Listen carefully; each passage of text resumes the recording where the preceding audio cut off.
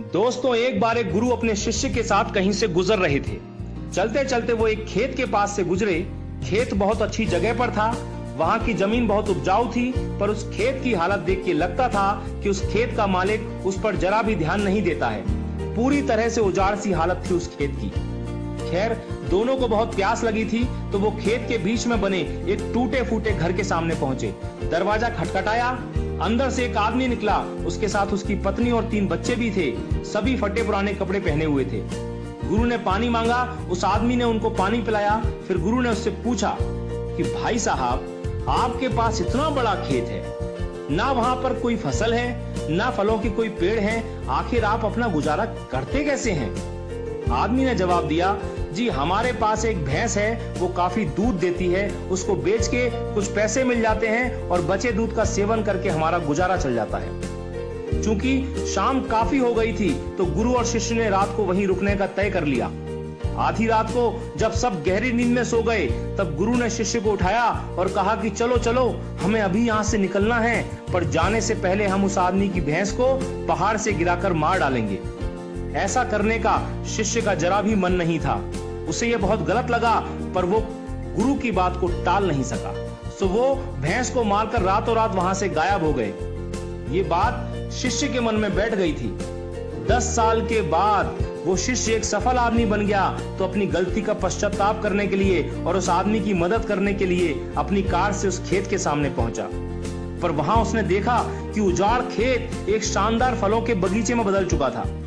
टूटे फूटे घर की जगह एक शानदार बंगला खड़ा था। जहां एक अकेली भैंस बंधी होती थी, वहां कई अच्छी नस्ल की गाय और भैंसें बंधी हुई थी। शिष्य ने सोचा कि शायद वो परिवार अपनी जमीन किसी को बेच के कहीं चला गया है, और ये सोचकर वो वापस लौटने लगा, तो उसे खेतों में वही 10 साल पहले वाला आदमी दिखाई दे गया।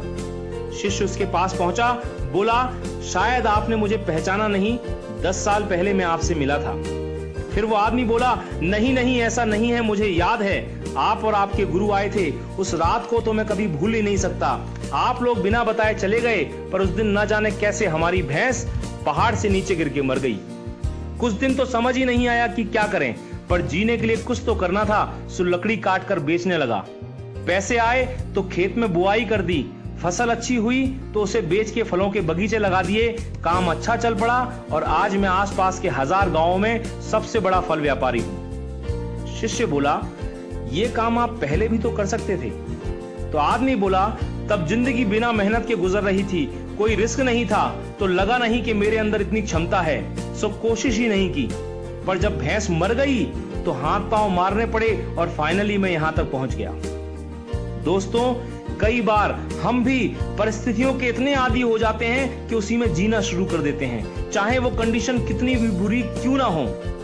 यहां तक कि हम अपनी नौकरी से कई बार इतनी नफरत करते हैं, पर फिर भी उसे पकड़े पकड़े जिंदगी बिताने लगते हैं। कई बार नए अवसर के बारे में हम बस इसलिए नहीं सोचते क्योंकि पुराने से हमारा दाल रोटी का खर्चा निकल रहा होता है। हम डरते हैं रिस्क लेने से, और सिर्फ इन्हीं वजहों से हम कभी अपने फुल पोटेंशियल को रियलाइज नहीं कर पाते। हम अपनी क्षमताओं का पूरा उपयोग नहीं कर पाते, जिससे हमारी लाइफ कहीं बेहतर बन सकती है। दोस्तों, सोचिए कहीं आपकी लाइफ में भी कोई ऐसी भैंस तो नहीं है जो आपको एक बेटर लाइफ जीने से रोक रही है।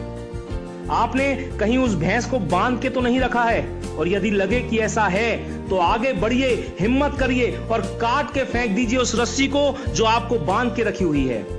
दोस्तों, आपके पास खोने के लिए सिर्फ वो एक भैंस है, यानी जरा सी चीज, पर पाने के लिए आपके पास सारा जहान है। Sky is the limit. मैं शैलेंद्र सिंह, आपका दिन शुभ हो।